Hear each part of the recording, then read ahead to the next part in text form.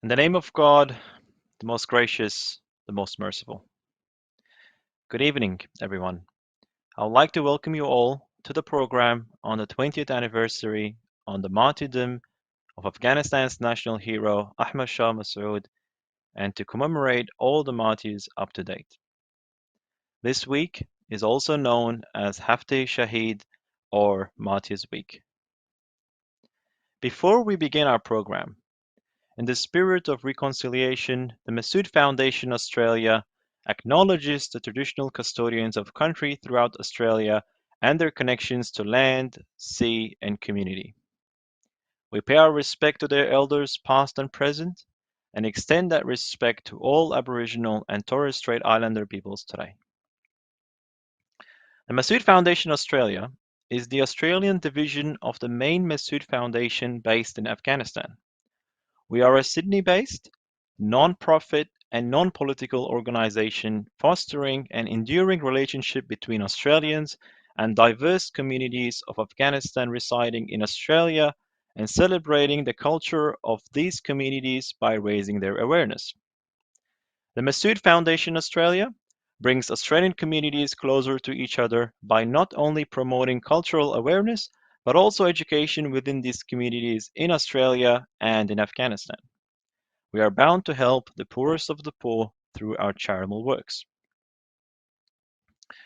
We are dedicated to the memory of Ahmad Shah Massoud as a lasting tribute and in acknowledgement of the monumental role played by him in preserving liberty and dignity of his people against the Soviet invasion and later against violent extremism of Al-Qaeda and the Taliban. He led the struggle to ensure the independence of his country, his people, and a goal for which he paid the ultimate price. Late Massoud famously envisions an independent, united, and prosperous Afghanistan in peace within and with the rest of the world. For this evening's program, we have Mark Davis, who is currently a partner Xenophon Davis Lawyers and former SBS journalist, to discuss his personal and professional experience and knowledge of the national hero Ahmad Shah Massoud. Then we will be having a panel discussion with our speakers, Ambassador Ahmad Saikal, adjunct professor and former Afghan ambassador to the UN and Australia, Professor William Maley, Emeritus Professor, Coral Bell School of Asia Pacific Affairs, and Dr. Zuleyha Keskin, lecturer at ISRA Academy, Charles Sturt University. After the panel discussions, we will be having closing remarks by Mr. Khalil Nasri, Director for Ariana Association, and vote of thanks given by Mr. Bilal Wahid, Director at Massoud Foundation Australia. And to end the program, we will have a short video on the national hero, Ahmad Shah Massoud. Now, I would like to pass the floor to Mark Davis. Mark. Thank you, Jaffa. It's a great honour, actually, to be here tonight. Ahmad Shah Massoud was, for me, actually a man I greatly admired. Indeed, I'd almost call him a hero. And I couldn't say that when I was a journalist in case it indicates some bias, but I think 20 years later I feel freer to say it. He was a glamorous man. A lot of journalists wanted to tell his story in a way, although when I went there were very few of them. The great battles against the Soviet Union had ended, and there was certainly a lull in world interest. This was just prior to the Taliban's emergence, and it seemed to me that it was an untold story, the suffering of Afghanistan in this vacuum that emerged, and indeed the vacuum that the Taliban sought to fill. He was an extraordinary man, and I was a journalist for 20 years. I met a lot of world leaders, and I sort of had a specialty in rebel leaders and military commanders. And I say without a shadow of a doubt, he was the most impressive military figure I ever met. There was something about his spirit that gave people courage. His mere presence gave people courage, and I say that having been in Kabul in the winter of 19, when the Taliban had surrounded Kabul, all seemed lost. But Massoud never left. Indeed, he never left Afghanistan, as best I know, certainly never in any combat situation. And as long as Massoud was there, the people were with him. And when he retreated to the Panjshir, which I followed him into, it was remarkable to see essentially terrified people. They'd lost everything. It was the last of, well, essentially the last of the middle class of Afghanistan went with Massoud into the Panjshir. They weren't farmers, they were city people, and they were camped along the banks of the river. And all seemed lost, and the only prospect was starvation and fear. But to see people lift when Massoud came into the valley or came down to the camp, or and it was only Massoud. I guess there were a number of good leaders, but only Massoud had that power. So it was really something quite remarkable for me. I'll happy to share some stories, as I always am, about the great man. But perhaps I won't do it in one block. I'll try and spread this out through the night. But I'd first like to have a word to Ahmad Saikal, which is where my story with Massoud began. Welcome, Mahmoud. Thank you, Mark. It is. I was just saying to you as we were preparing, you're making me feel like an old man. I met you 26 years ago. That's correct, yes. And you called me to abuse me, I remember. I'd just been into Kandahar and I'd filmed the Taliban. I think I was the first journalist to film the Taliban. And I got a very angry call from this guy in Canberra saying, how dare you? You didn't have a visa and I'm the only man that can issue visas to Afghanistan. You shouldn't be dealing with the Taliban. That was the beginning of our relationship. Do you recall that? I recall that, yes. Yes, of course. And many hours of conversations later, and you agreed to help me get to Afghanistan and indeed meet Massoud. Sure. Yeah, I remember that, of course. I think you had misused the visa, Mark, that you had, instead of going to Kabul, you had gone to Kandahar. So I was doing my job. But then you would find that actually said, okay, I'm going to compensate that. What can I do? And then we arranged a visit to Kabul and then all the way to Panjshir. And you were the first reporter, I think, who reported from Panjshir and Exactly. letting the world know about the preparation of the first resistance to the Taliban. Well, tell me, they were very dark years for you, and I came to know you in that period, 95, 96. They weren't easy for you. You were trying to raise a family and trying to earn a living, but really 12 hours a day you were attending to the woes and affairs of Afghanistan. What was your relationship then, or what was your opinion then of Massoud? Well, I think what was important for me was the fact that what was Massoud standing for, or what did he stand for? There were a set of values that he stood for. Perhaps the most outstanding values was his belief in God Almighty, the Creator. And that shaped up his approach to life, his modesty, his tolerance, his resilience, his enduring friendship. You could actually tell when you meet him, whenever I met him. I think the second value that he stood for was freedom. While he was a man of consultations, he had no master to dictate him. He firmly believed in genuinely independent Afghanistan, where people, through the constitutional order and through the ballot box, could elect their state and local leaders and representatives. And he wanted Afghanistan to have its own play, its own game. And that really inspired me that in our region, we live in a very complex region. Everyone else has got a game, everyone else has got a play. it was important for Afghanistan, which was sitting at the heart of Asia, to have its own vision for the future of its own and also for the future of the region. And to be honest with you, when I went to the UN for 3.5 years, that inspired me. I worked hard. I wanted to turn Afghanistan into a player, a small player, but we must have our own play. I think the third probably value that Massoud stood for firm was political and socio-economic development. No matter what the situation of the country, he paid special attention to the political development and to the social development of the country. I remember in April 1998, I went to northeast Afghanistan and I spent some time with him in Panjshir Valley.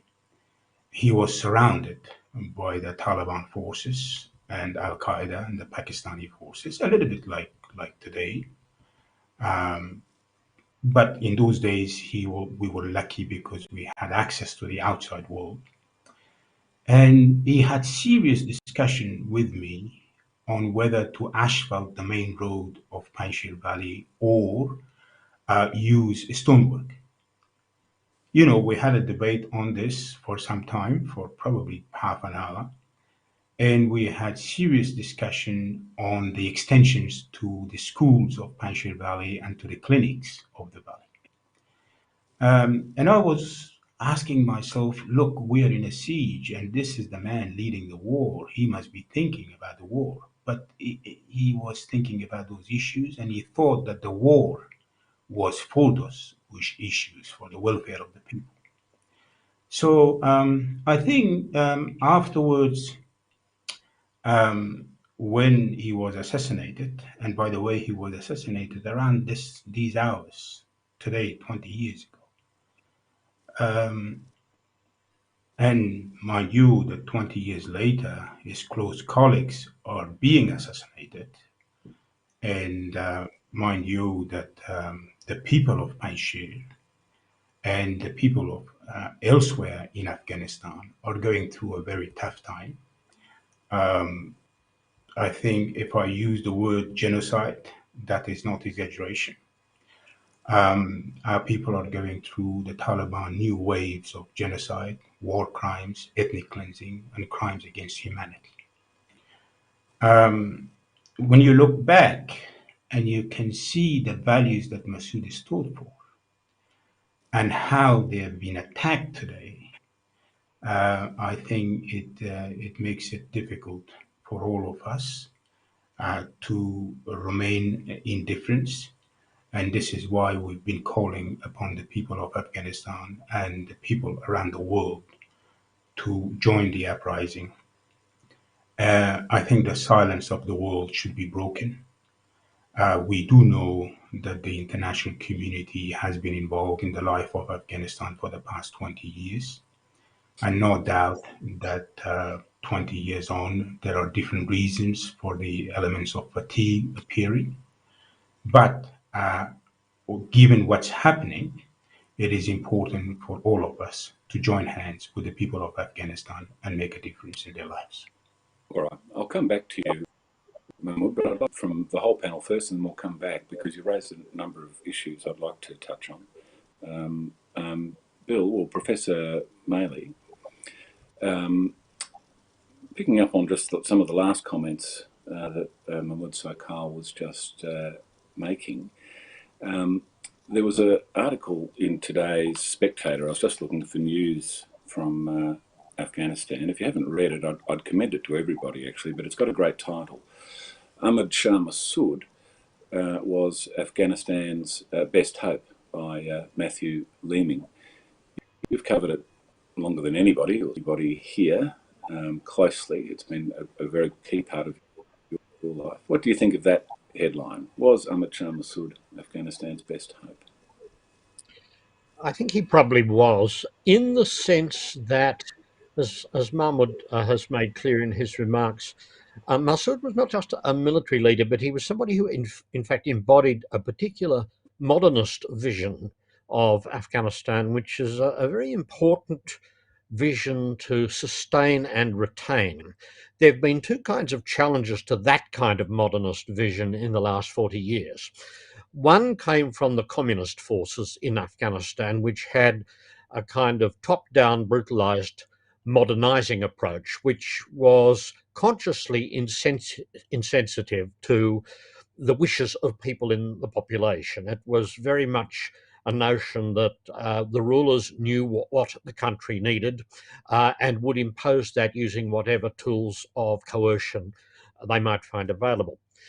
More recently, we've been witnessing a situation in which a diametrically different, but in some ways parallel force has been present, namely the anti-modernism of the Taliban, who share with the communists the same approach to imposing a vision which they have assimilated, but in this case, an extreme version of their interpretation of religious faith rather than the kind of secular religion of Marxism which underpinned the activities of the communists. Between these two top-down visions, with Massoud, one had a very different kind of modernism, which was one which was focused on actual people and their concrete needs in specific circumstances. And that was reflected in the consultative approach that he took to governance within Panjshir during the 1980s, which was not typical of a lot of commanding forces within the Afghan resistance at that time, but was very striking and widely documented by scholars. Similarly, he had a concern for the welfare of ordinary people, which sadly has often not been the case with political leaders who, presented with an opportunity to enrich themselves at the expense of others, have seized that opportunity with gusto.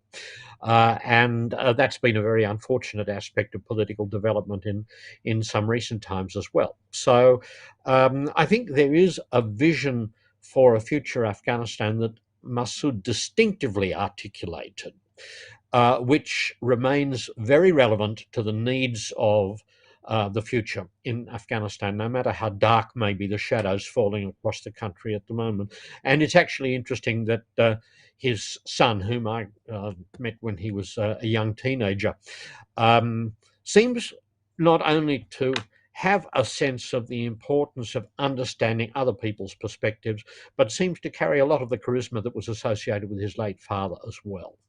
And in that sense, I think that intergenerationally, the influence of that model of social relations and governance for which Massoud stood has a real prospect of being carried on into the future in Afghanistan, despite the challenges that Afghanistan currently faces.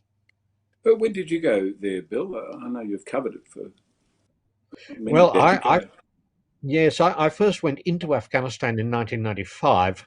I'd been going to visit refugees from Afghanistan since 1985. So that's quite a long time now. That the most obvious thing, or the first thing I sort of admired Massoud for, was I think he was the only sort of Afghan leader, certainly the only Afghan military leader knew, that didn't have a mansion in Pakistan. Right, this was notable. He was the insider. I think that would be a fair comment on him. Well, I might just, for a moment, so we don't we go too long into the program before we speak to Zuleyha. Zuleyha, you're hello.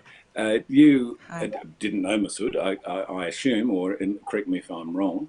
But what is your view of the period?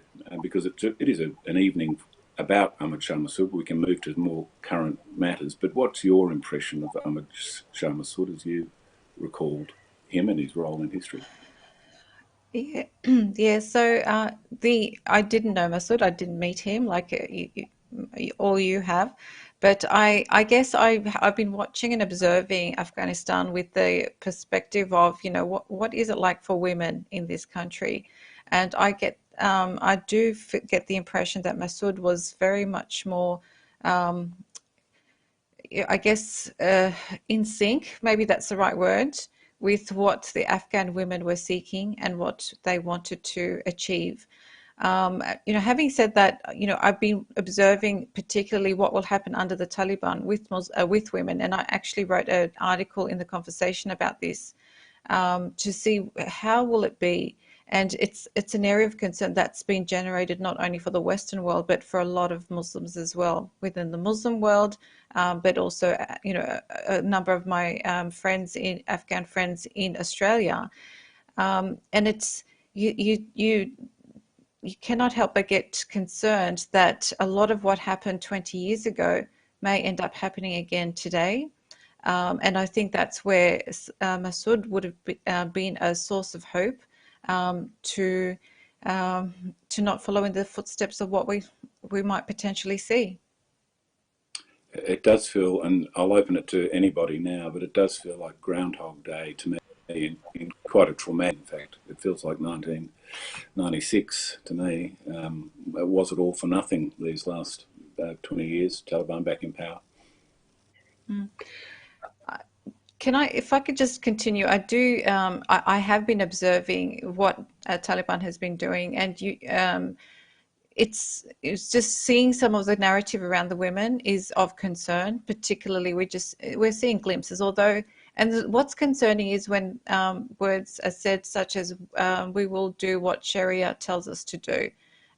That is a very open-ended statement, because Sharia is something that's interpreted. There's an interpretation that's involved, and a modernist interpretation or a contemporary interpretation can be very different to a literal interpretation.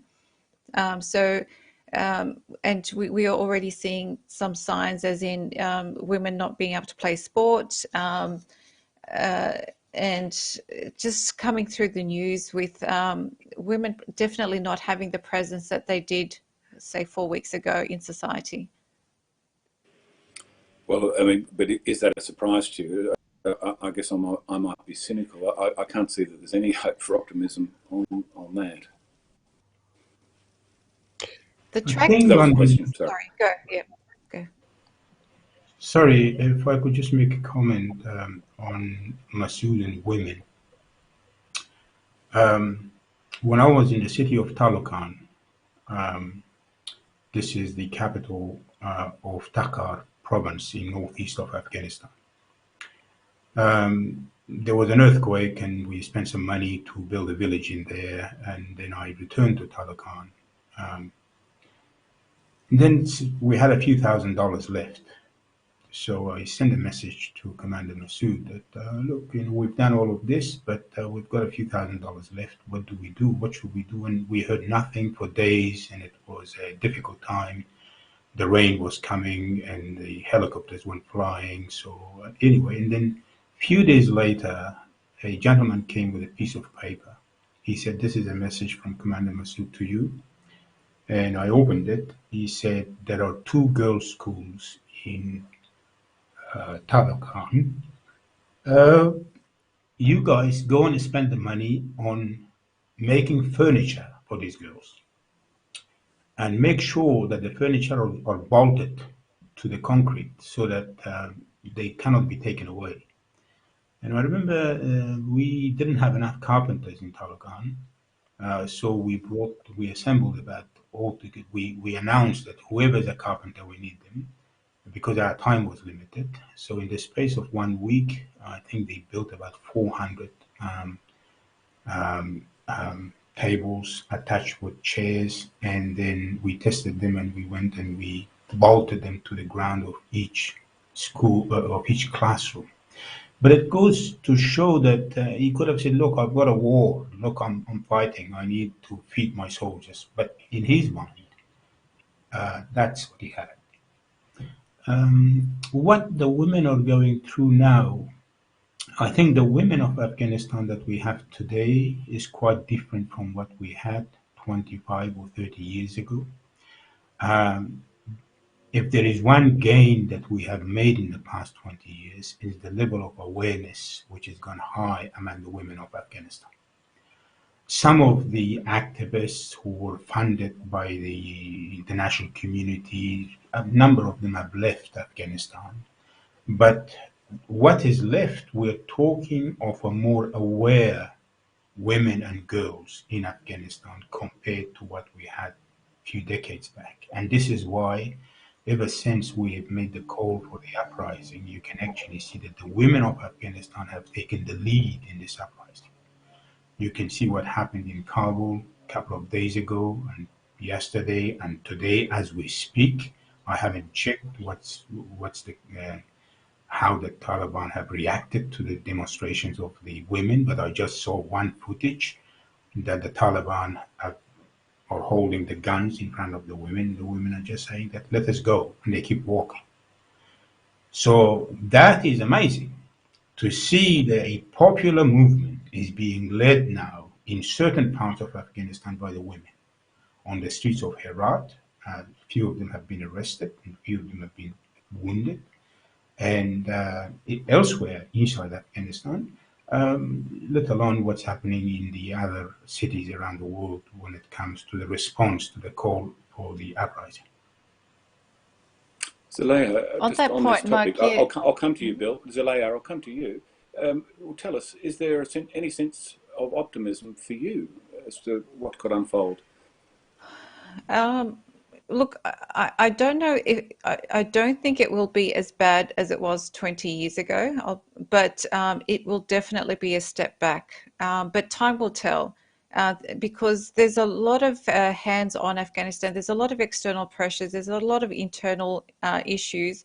So when you have that sort of instability, women and women's rights are not usually top priority. And when people can buckle under pressure, at the moment, there's a lot of promises being made, saying we're trying to do the right thing by everyone. We want women will be able to go to school and so forth. But some of the implementations are not along the same lines as what's being said. It's still very early days, but it does feel like it will be a step back. And I think there's a lot of trauma amongst the women based on what they experienced 20 years ago.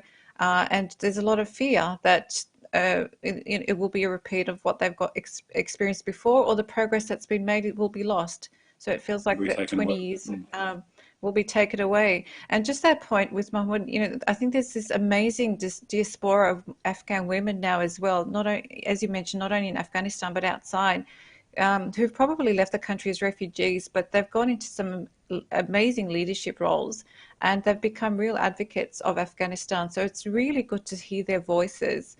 And we had Diana Sayed that was on Q&A the other week. She spoke beautifully. So it's really good to see women being a voice and being able to express what they want for their country. Yes. Bill? Yeah, I think there is a Groundhog Day dimension when you look at the cabinet that the Taliban have announced, because that's very much hardliners from the past, even to the point that the nominated Interior Minister is an FBI listed specially designated terrorist. And if you go to the FBI website now, you'll actually see a reward and a request that anyone with knowledge of the whereabouts of this person contact the nearest US embassy. And when I saw that, I thought, I've got news for you. Now, that's one side of the coin. On the other side, however, I think two important factors. The first is that when the Taliban came into Kabul in 1996, everyone was exhausted. The population was really at the end of its tether because of a whole range of factors that had just exposed people to years and years of fairly high-level misery. And that's not a particularly promising environment in which to mobilize mass opposition. People are just concentrating on surviving. That's very different now, that people in Kabul are angry rather than exhausted, and that's true in a number of different cities of Afghanistan. They're angry not because they necessarily remember the Taliban personally, because if you're talking about people who are now 25, 26, whatever, very few of them will have much in the way of a strong personal memory of what it was like. But they do have a strong memory of the system which the Taliban are now trying to unravel. And there I'm not talking so much about the specifics of the political system, about which some people were quite unenthusiastic, but rather a social milieu of a modernist variety. where the fruits of globalization have been very significant in influencing opportunities that people have seen lying ahead of them in Afghanistan. Afghanistan back in 1996 was one of the most isolated countries in the world, and Mahmoud and would remember nearly 40 years ago when he and I were involved in trying to get a telephone call through to Kabul, and you had to speak in French to a telephone operator in Paris with a view to connecting to the one landline that ran through Iran into Afghanistan. You just had to hope the people you were trying to contact would be somewhere near the ringing phone at the other end. And that was still pretty much the case in the late 1990s. Now you're talking about a situation which probably 20 million people have mobile phones that cannot be operated very cheaply and are extremely connected to the wider world because they have relatives in many different countries.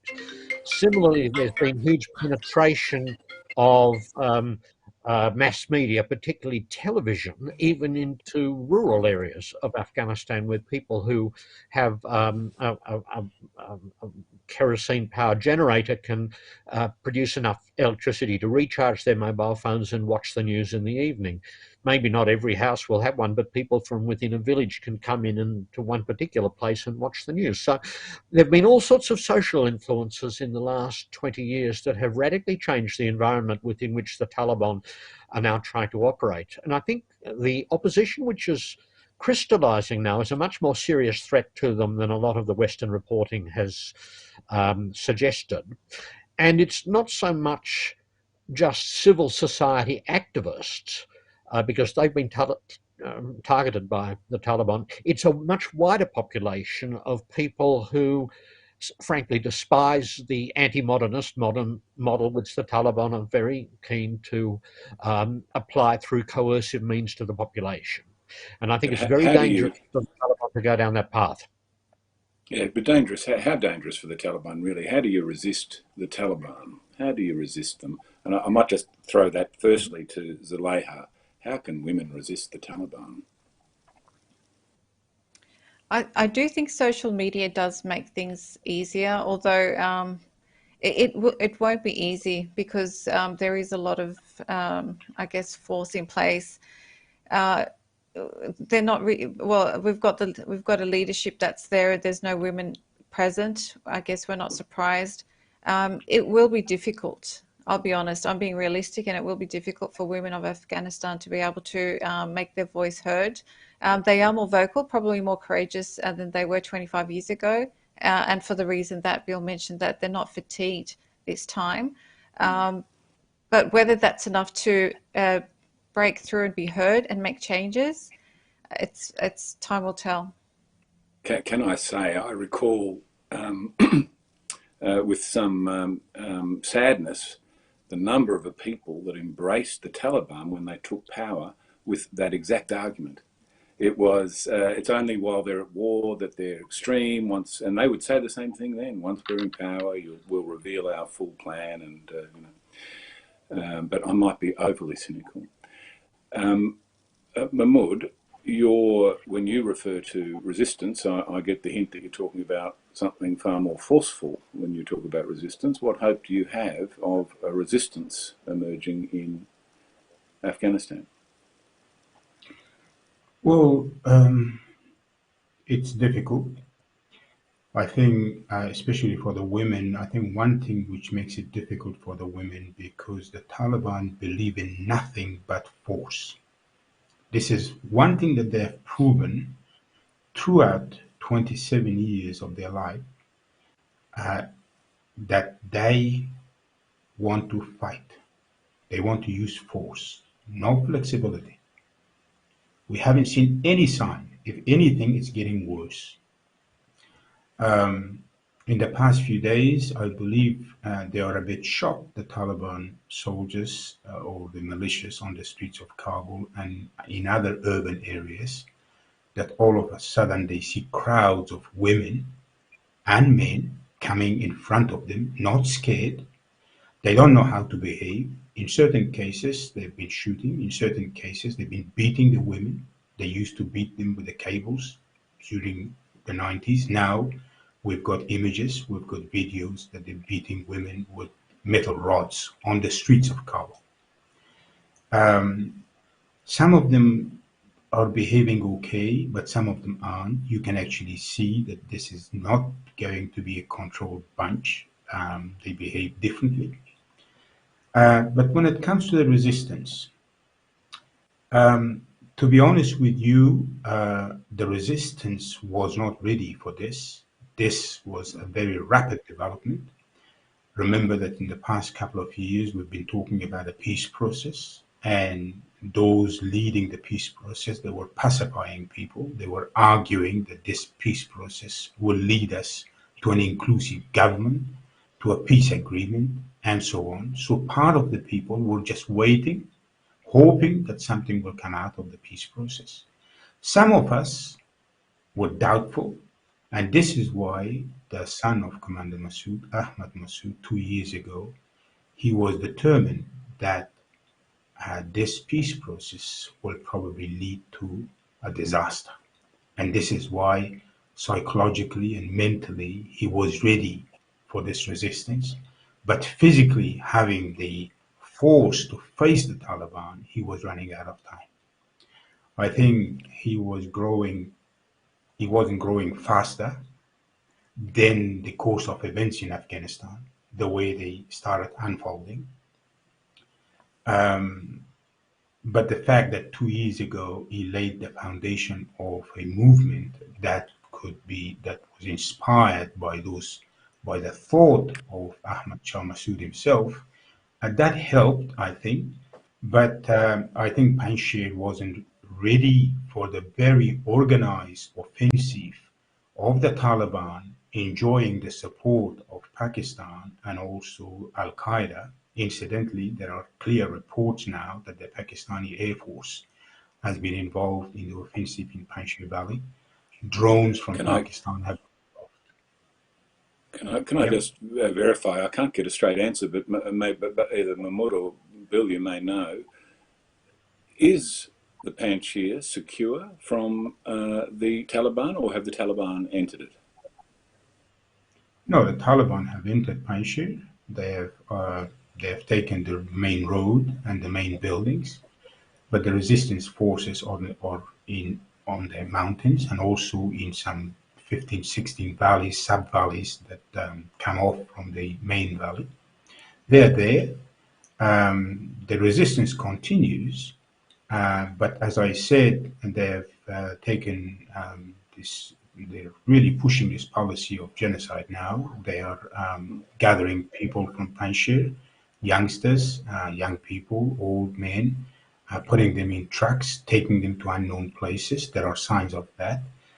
They've cut off communication. Panjshir, there's no internet, there's no electricity there. There is a need for an international team to go to actually see what exactly happened and report to the rest of the world. We've been drafting a letter to the Secretary General of the United Nations calling for that. I've been talking to some other friends to join. But yeah, this is the situation at the moment. And Ahmad Massoud has called for a national uprising now. Before that, he was hoping to negotiate with the Taliban. There was a low-level negotiations initially, but we found out that the Taliban wanted a complete surrender of Panjshir. They were not interested in the national agenda of the resistance movement.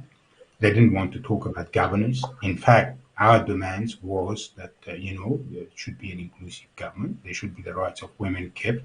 There should be representation of different ethnic groups. We're not talking about the share of such and such leader. We're talking of a governance system that could be inclusive, where social justice could be respected, and where citizens of Afghanistan could be treated equally. So these were the demands, but the Taliban completely ignored that. And then eventually a group of ulama or Muslim scholars came together and they came to Ahmad Massoud saying that they want to mediate, and Ahmad accepted their demand that yes, you can go ahead and mediate, but the Taliban didn't listen to them. They kept pushing the offensive, eventually occupying the main road and the main buildings. Well, Bill, is it practical, if we're now talking about armed resistance, which is what Mahmoud is discussing, is that practical for young Massoud to lead that? It depends upon exactly what you mean by armed resistance. If you're talking about the kind of model of guerrilla warfare that was associated with Ahmad Shah Massoud in the 1980s, it's a different environment now. But the political environment is different too. And it's worth recalling during the Second World War the role that General de Gaulle actually played in being a voice for the French resistance. De Gaulle operated from London. He didn't actually have a physical presence in France, but he used media broadcasts into the French population with such dexterity that he was able to establish himself internationally as unambiguously the leader of France as the alternative to the Vichy regime under Marshal Pétain. And that was pretty remarkable, given that when he went to London in 1940, he was a relatively little known brigadier general in the French military. He wasn't a Marshal of France or anything like that, but he was able to recognize the diplomatic opportunities that were there to position himself to be the leader of a different kind of France once the occupation was over. But where is Massoud? That's something which physically, right now, I don't know, but I suspect that careful measures would be taken to ensure that he is safe. And frankly, I think it may well be that he can serve his country even more effectively as a voice for the kind of modernist alternative to the Taliban outside Afghanistan than simply within the country, because we know realistically that a lot of media are going to lose it, interest in Afghanistan pretty quickly in terms of what's going on inside. But there is a clear voice outside the country which is articulating an alternative vision. That's diplomatically quite important. Could I add one other point? Yes. Yeah, go ahead. Yeah. You go.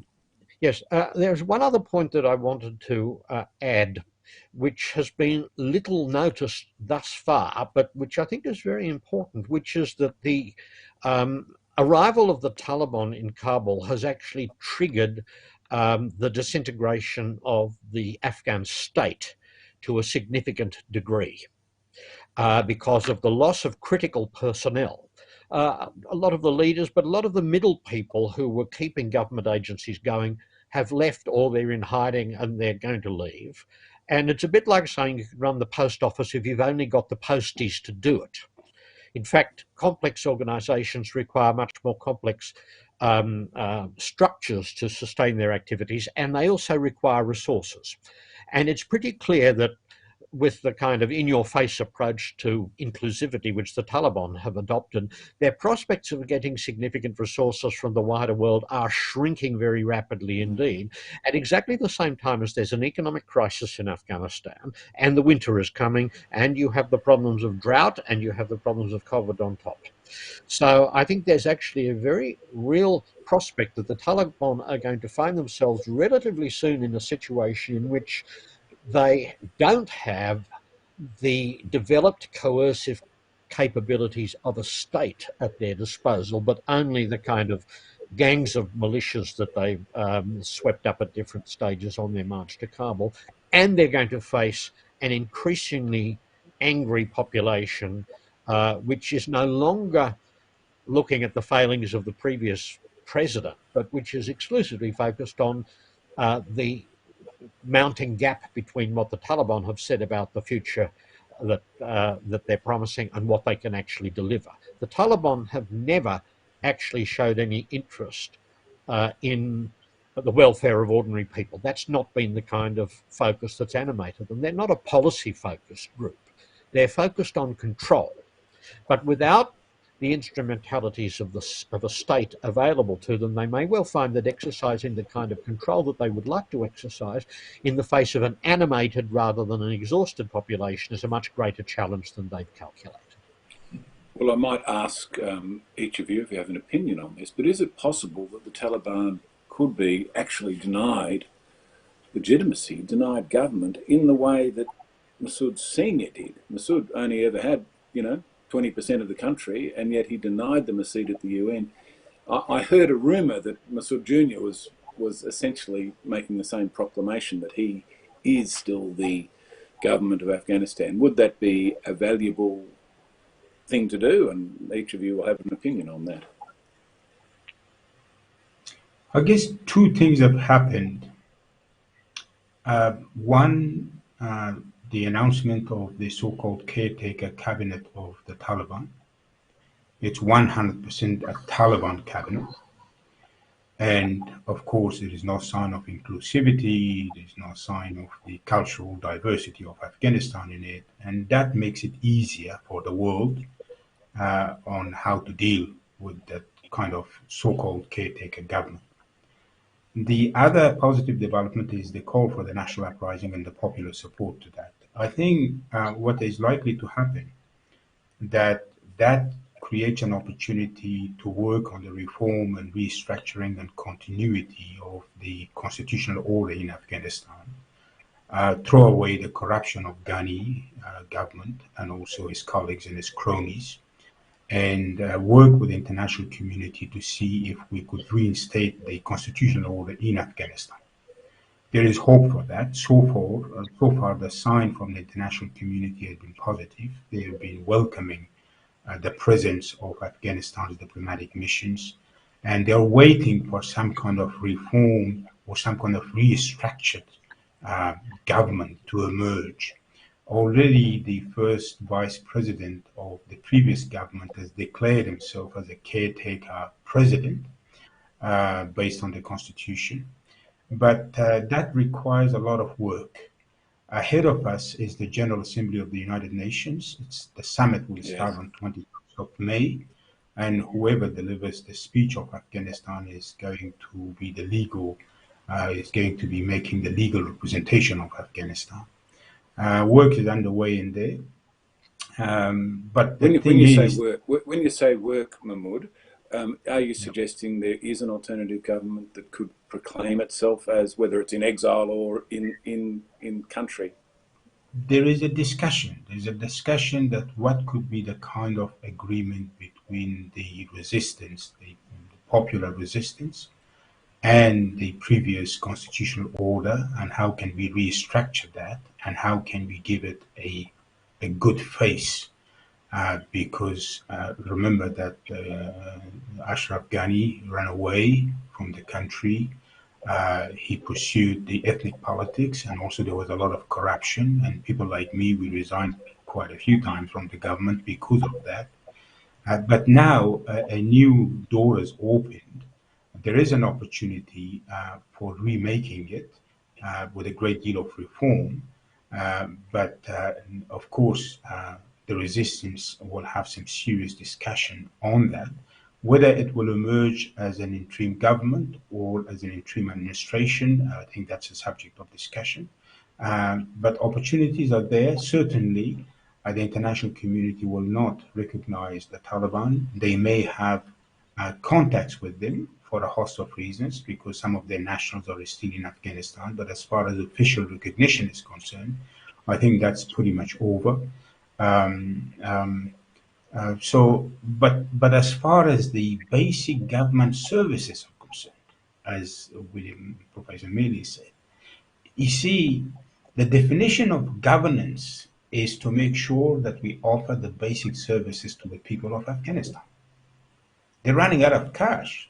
They don't have drinking water. They don't have electricity. Even when there was government, I was in Kabul 2 months ago, and believe me, weeks after weeks, there was no electricity. This was the government, still in there. So how do we provide the basic services to the people of Afghanistan? That is what's all about. And therefore, I think one side of it is political, just make sure who represents Afghanistan. But at the end of the day, as far as the 40 million people living inside Afghanistan are concerned, they're just after food, they're after shelter, they're after basic services, road, electricity, water. So even if there is a restructured emergence of a new government of the opposition, I think we need to focus on those services, as Massoud did under extreme pressure. I gave you a few examples, tonight. Yes. Under extreme pressure, he was making sure that there is delivery of services to the people. All right. I I'm just keeping an eye on the clock. Sorry to keep glancing away, but I will have a few short questions and then we'll move to try and round it up out into a general topic. Zuleyha, the concept of the world more or less boycotting the Taliban and denying them capital and assistance, you would well know that the hardest victims of that won't be the Taliban themselves, probably. It's likely to be the women and children of Afghanistan, isn't it? Is this a dilemma that you can navigate your way through? It will be, and I think with all types of boycotts and sanctions, it's the everyday citizens that are affected. So whether they're wise choices, they're very questionable. So it will have an impact. It just will make things worse because when you have poverty, opportunities reduce, tension increases, conflict increases, and it's usually the weak that suffer the most. And we know that it will be somewhat survival of the fittest or the strongest or the most power. And so women will and children will be affected greatly. And so it's very concerning. It's very concerning that that may happen. And, I think looking forward, we can see some serious possible problems in Afghanistan with regards to, as Bill mentioned, the poverty, the economic situation, droughts, the boycotts. So it's very hard to navigate a country on the best of days. When you have all those dynamics plus 40 years of war within a country, it's going to cause a lot of problems moving forward, sadly, I would think. All right. Now, I have had a few questions coming in from the audience. My apologies to anyone who's been posting them. I've only just recently received them, but I'll try and squash a few of them together. Bill, there's a fairly frequent comment coming through is it time, the age-old question, is it time to see Afghanistan as two countries, a north and a south, essentially Taliban in the south, and dividing the country an option for Massoud now? I think one needs to tread very carefully when one talks about divisions in this sense for two reasons. One is that there's been an enormous amount of internal mobility in Afghanistan in recent years, some of it voluntary, some of it forced, which means that just as was the case in the late 19th century, you've had people moving around and you have a lot of mixed communities in Afghanistan rather than homogeneous communities. There are some areas where some groups dominate, particularly in the south, but it's also the case that a lot of people in the south are not enthusiastic about the Taliban either. We know from a 2019 survey that 85% of respondents countrywide had no sympathy whatever for the Taliban. So that implies that there are a lot of people in the south who are also unsympathetic to the Taliban as well. The greater problem with partition flows from this, that almost always you get dreadful legacies left behind after partitions, with the partition of the Indian subcontinent in 1947 being the absolute classic example of this. Displaced families, ethnic cleansing, all these kind of things tend to be associated at the local level with attempts to partition countries into different territorial units, and it can sometimes be accomplished if you have very clear federal lines within a polity which can provide the basis for fragmenting territory. But you only have to look at the Balkans in the 1990s to realise that even the existence of those kind of federal lines is not a magic solution to the problem. Right. So I think one needs to be very wary about that. Well, if I know there is a lot of hope now being put upon Massoud, if he's your de Gaulle, if you like, Bill. But I can say this: if he's half the man his father was, I would cheer him on. But I knew him as an 8-year-old. I've got one anecdote to wrap up, and then we've got some film to play. But I met him as an 8-year-old, waiting to meet his father. I was with the boy's uncle, Massoud's brother-in-law, I assume. We sat down on the mat with the lollies and the almonds, and the uncle gestured to the boy, now the resistance leader of Afghanistan. He said, give the white man some nuts. And the boy shook his head furiously and said, I don't serve foreigners. And of course the uncle gave him whack across the head for being so rude. But I rather liked it. And to think that he might be the man that doesn't serve foreigners is a possible leader of Afghanistan would give me great joy. Thanks for each of you. We've had a full hour, but it's gone fast. And I'll pass over now to Bilal to end the evening. But really interesting. Thanks to all of you. Thank you.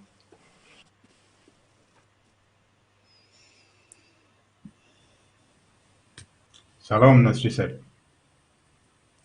Assalamu alaikum, Safi said. I think Mark gave the floor to Bilal, but he doesn't seem to be there. But anyway, I'll take the floor happily. On behalf of Ariana Australian Association, I thank Professor Maley, Dr. Keskin and Ambassador Saikal for their informative insights on the current tragic events in Afghanistan. I also thank Mark Davis for so ably moderating this discussion. Our association has held this commemoration event for 20 years to honour the memory of Afghanistan's national hero, Ahmad Shah Massoud, and the hundreds of thousands of martyrs who sacrificed their lives so the people of Afghanistan could have a better life in a free Afghanistan. Unfortunately, 20 years on, we are witness that after tragic events, an administration has been appointed by the Pakistani ISRA and nominated by the Taliban. The events of recent weeks are but minor instances of the future image in store for Afghanistan, a future in which our southern neighbour appoints the government and pursues its evil desires through its henchmen. That image will consist of an Afghanistan that is kept backward, bereft of civilization and art, devoid of unity and solidarity, in a country that is forced into economic and political isolation. The international community, led by the US, was fully responsible for legitimizing this terrorist group, with the dire consequences that we are witnessing. Taliban Mark II have not reformed, rather their spokesmen have had 20 years of PR training. Taliban Mark II, emboldened by the catastrophic collapse of the army, have grown more vicious, more cruel, extreme and discriminatory than before. We're bearing witness to this in the Panjshir and neighbouring Andarab district, where after laying siege to the province for 2 weeks, more than 25,000 terrorist Taliban have been attacking the inhabitants of Panjshir and Andarab since the 31st of August. All supply of food and medicine, communications and electricity have been cut to around 250,000 inhabitants and 9,000 internally displaced persons from neighbouring provinces. The international community needs to urgently address this humanitarian crisis as a priority. I thank again the participants and Massoud Foundation for co-sponsoring this event. May the souls of our martyrs rest in peace, and with the best wishes for the people of Afghanistan. Thank you.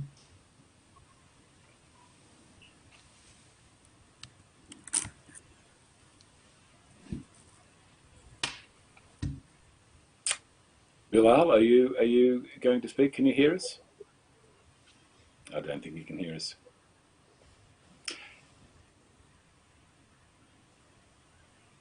I think that might bring us to an end. I'll leave it to Master Control.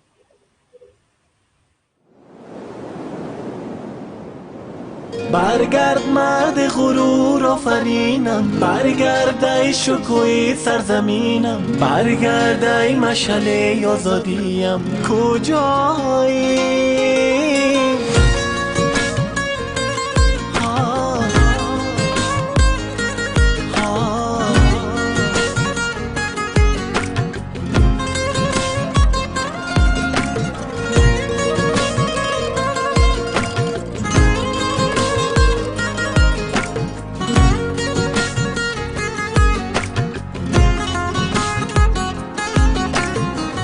تو گم کرد در راه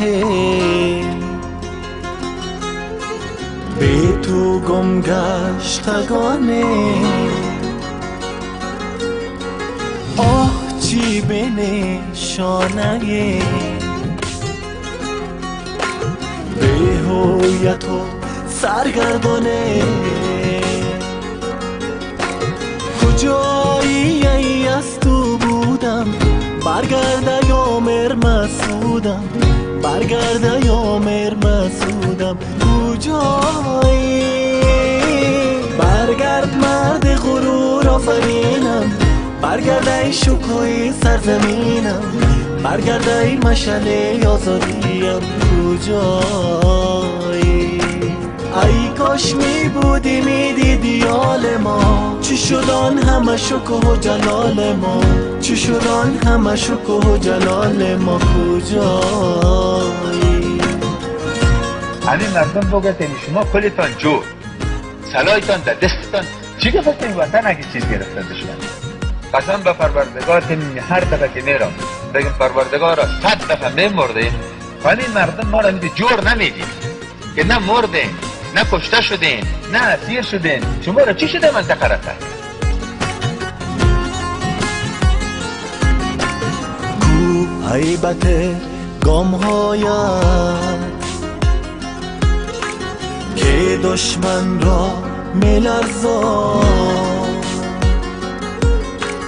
کو شرر نگاهت که بیگانه را میسوزان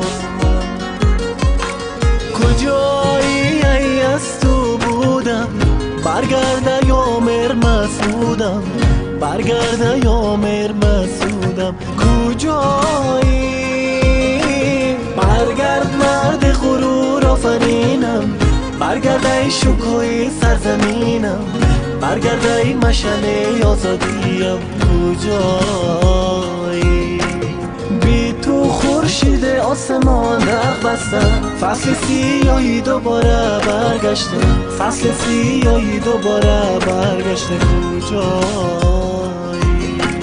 کجایی ای از تو بودم برگرده یا مرمسودم برگرده یا مرمسودم کجایی